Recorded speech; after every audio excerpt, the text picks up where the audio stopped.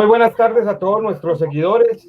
Recuerde que estamos en nuestro programa Sin Anestesia, que va los lunes, miércoles y viernes a través de TCM Noticias, Área Política y en alianza con el canal local CNC Pereira, donde por supuesto pueden ver la reemisión de este programa 8:45 de la noche, una vez terminado el noticiero central de CNC Pereira.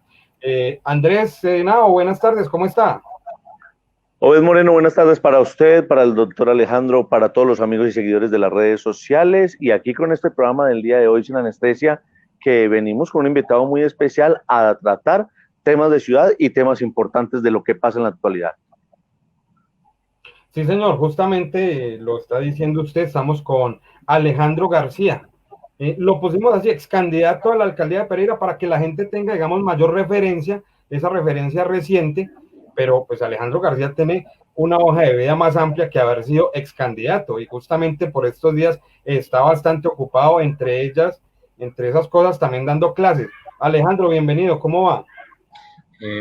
Bueno, muchas gracias, Obed y Andrés, por la invitación. Todo muy bien, efectivamente, después de la campaña retomé labores. Como ustedes y como la mayoría de los colombianos, hay que trabajar para poder vivir, y obviamente, pues, parte de lo que decidí fue apostar a Pereira, en primer lugar, y en segundo lugar, apostar a la docencia y a las asesorías, que eran temas que quería trabajar desde antes. Entonces, estoy como docente universitario de Ciencia Política y Sociología en la universidad donde yo establecí el pregrado. El año pasado ya terminé mi maestría y eso me abrió las puertas para poder ser docente. Y en segundo lugar, estoy asesorando empresas del sector privado sobre temas de responsabilidad social. Había decidido estar por fuera de lo público por un tema de coherencia, no me sentía bien diciendo voten por mí, no por Carlos, y si ganaba Carlos o ganaba Víctor, a quien no apoyamos porque tuvimos nuestra propia candidata a la gobernación que se llama Lina, pues era desear lo mejor, finalmente, pero pues, prefería mantenerme al margen por un tema de tranquilidad personal. Y así he estado, Obed, en esto. Antes, tú sabías un poco de la hoja de vida, estaba al frente de la Sociedad de Mejoras de Pereira, una entidad cívica por excelencia, de la cual fue su director ejecutivo, una entidad que nace en 1925, llevaba para cerca de 100 años. Y antes de eso, en Pereira, ¿cómo vamos? Un programa que le hace seguimiento a la calidad de vida de los pereiranos, donde estuve por más de 4 años allí. Antes en la ciudad de Bogotá, ya como abogado, que es mi formación, a pesar de que me fui inclinando por la administración, pues mi formación inicial es abogado, pues en derecho. Claro que sí, claro que sí. ¿Le ofrecieron algún cargo a nivel departamental y a nivel municipal, Alejandro? Sutilmente a nivel municipal, pero a la semana estaba en la emisora de Ecos 360 diciendo que yo no aceptaría nada, entonces creo que el mensaje fue muy contundente. Sí. Y en concatenancia con lo que usted, en donde usted estuvo, ¿cómo va Pereira? ¿Cómo ve usted a Pereira? Pues mire, yo creo que la situación actual de la ciudad es una situación atípica por el tema de la pandemia, donde hay 3 temas que yo pondría de presente como prioritarios a trabajar. Uno, la reactivación y recuperación económica es fundamental, que el Estado, digamos que el Estado, nación, llámese Colombia, Risaralda también, y la capacidad que pueda tener la ciudad o el municipio de Pereira, pueda empezar a reactivar la economía a través de obra pública y mover ese tema es fundamental, pero también promover el emprendimiento, la llegada de empresas. Hay muchas empresas que a raíz de esa situación se están relocalizando. Yo creo que es un tema que hay que trabajar de manera fundamental post pandemia, recuperación de los puestos de trabajo que se han perdido, y hay otro tema que queda, un tercer tema que queda presente, Obed, que me parecía a mí que nos deja evidenciado este tema, la pandemia en el país, y es la alta desigualdad que tenemos, la informalidad que tenemos, que son temas por revisar, temas críticos. Agregaría otro, inclusive ahorita pensando, la salud siempre recordaba, no sé, Obed, cuando estábamos en Pereira, cómo vamos, nos salía como un tema mal calificado en la ciudad, y es un tema que realmente hay que ponerle atención.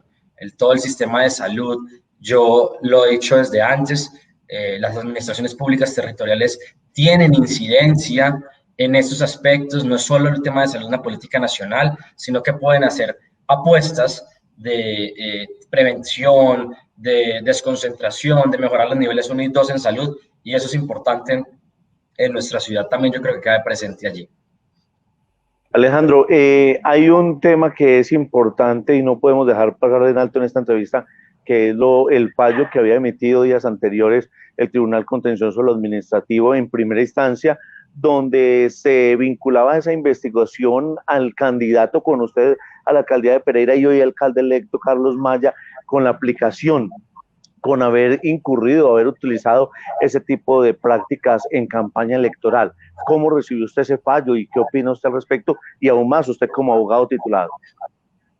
Pues yo le puedo dar varias lecturas, Andrés. En primer lugar, tengo que decir que para la ciudad es algo desafortunado. Vuelve y se genera un problema institucional y de gobierno con este fallo, y esto nos genera un alcalde que vaya a tener que defenderse y le dé prioridad a estos aspectos a que tenga que gobernar. Entonces, para mí es un tema desafortunado como pereirano. Es la primera vez en la historia de la ciudad que esto nos sucede. Tanto la primera vez que nos pasaba que un alcalde no terminara por suspensión su periodo, como nos sucedió con Juan Pablo Gaya el año pasado, así como la primera vez que vemos unas posibles elecciones atípicas en el panorama. Esto es muy frecuente en otras ciudades, Cartagena, en otras regiones del país. Como candidato o ex candidato, creo que siente uno un fresco, Andrés. Siente uno sentido de justicia, que no todo vale, que no podemos como pereiranos naturalizar la corrupción, naturalizar las mañas políticas y convivir con ellas o aceptarlas. Entonces, creo que es un mensaje contundente el que da el Tribunal de lo Contencioso Administrativo de Risaralda. Es un fallo ya como abogado, y es mi tercer análisis, fundamentado, probado, justificado, bien argumentado, donde hace un cruce de información importante entre contratistas de la administración pública que estaban registrados allí, en qué momento fueron registrados, cuántos estaban allí, cómo crecía como un esquema piramidal esto, si hubo política de tratamiento de datos o no.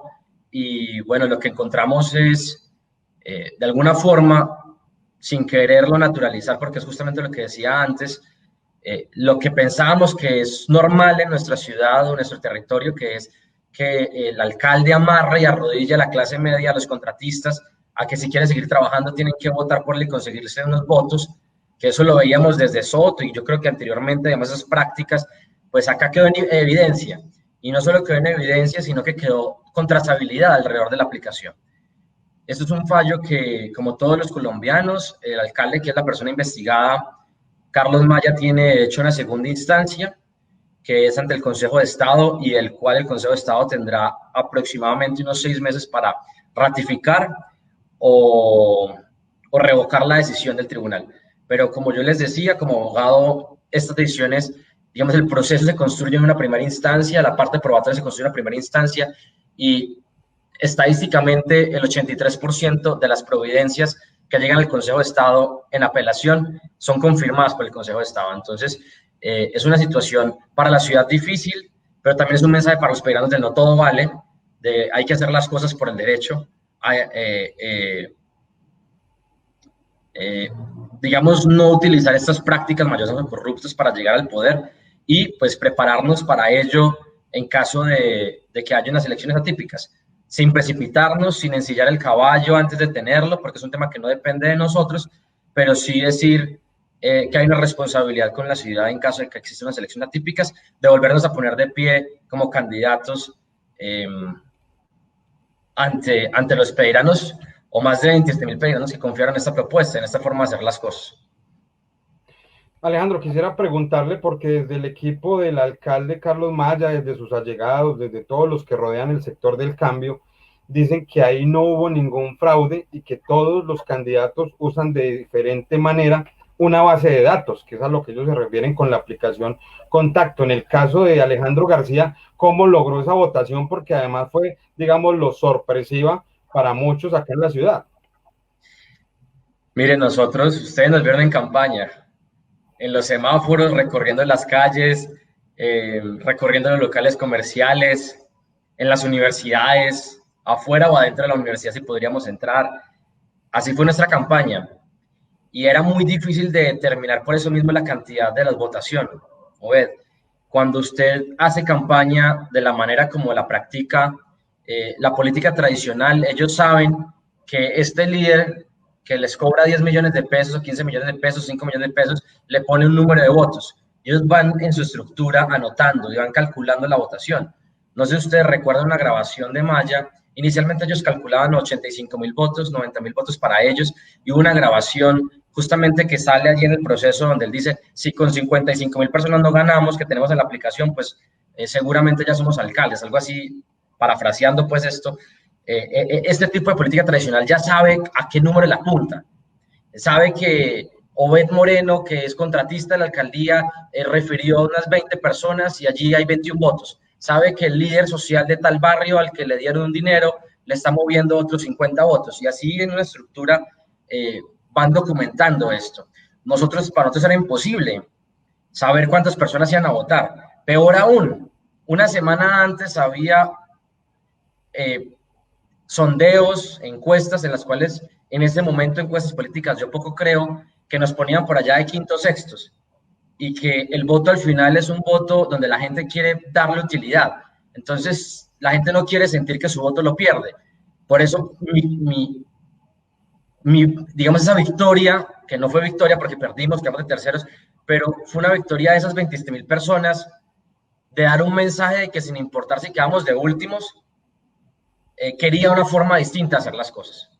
Y yo creo que por eso, como tú lo decías, fue un tema sorpresivo, porque ni los analistas ni los políticos tradicionales pues esperaban este resultado. Un resultado que con muy poco logramos la mitad de los votos de quienes encabezaron este proceso, estos procesos, y que sin lugar a dudas yo creo que podría crecer, porque ya nos hicimos contar, ya mostramos que se podía.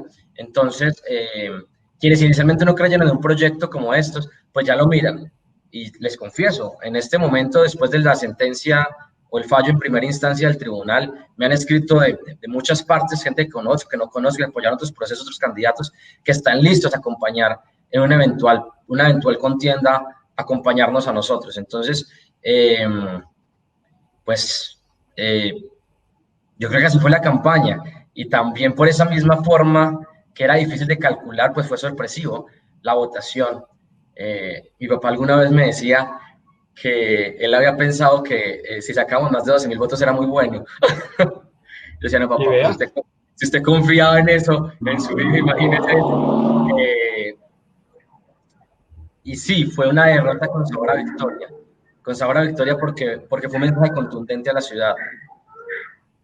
Alejandro, basados en el conocimiento que usted tiene de derecho, ¿qué tanto puede incidir ese fallo en primera instancia del Tribunal Contencioso Administrativo y cuáles son los pasos a seguir? Porque tengo entendido que si son más de 18 meses, se debe convocar una nueva elecciones de un periodo irregular en el cual entraríamos, y entonces, ¿cómo sería ahí ese manejo y la posibilidad que usted tiene de poder aspirar nuevamente? Andrés, esto está en lo correcto.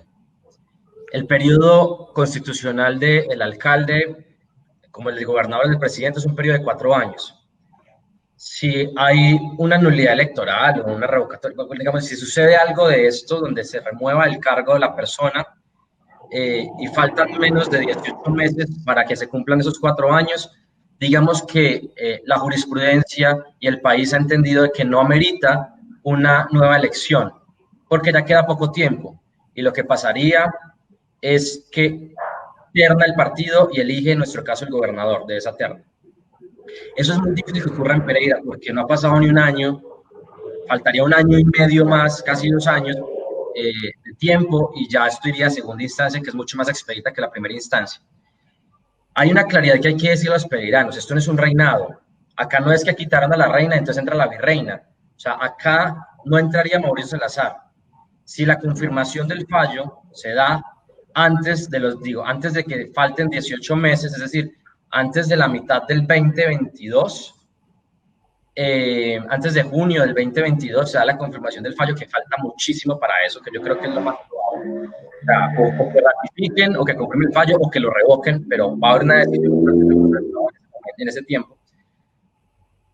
Si llega a ratificarse la decisión, ellos solicitan a la registraduría que comience o proceda a convocar unas elecciones atípicas. para lo cual la registraduría tiene 2 meses para fijar calendario y para dar un periodo, seguramente unas elecciones mucho más expeditas. En ese tiempo tendríamos que volvernos a inscribir. Nos podemos volver a inscribir quienes participamos de la contienda, obviamente no el que ha sido declarado nula su elección. Los demás podríamos hacerlo mientras no estemos inhabilitados, es decir, hay gente que se pudo haber inhabilitado al trabajar en ese momento con lo público, y podrían presentarse también, Andrés, otras personas. Es una nueva elección, entonces es una elección, es atípica porque no se dan los periodos constitucionales donde todo el país vota, sino que se da excepcionalmente por una situación de una declaración de nulidad electoral del alcalde en ejercicio. Pero es completamente un proceso igual como el que vivimos, un proceso nuevo, donde se surte el mismo trámite que una elección normal. En este caso no habrían candidatos al consejo, no habrían candidatos a la asamblea, no habría candidato a la gobernación, que yo creo que allí el Partido Liberal perdería mucho. De alguna manera yo inclusive diría que debería ser responsabilidad de ellos en caso de que esto se dé con la ciudad de poner la cara, y poner la cara es casi que no presentar candidatos, es decir, el alcalde anterior no termina, este alcalde en menos de un año está en esta situación, pero pues eso se determinará en su momento.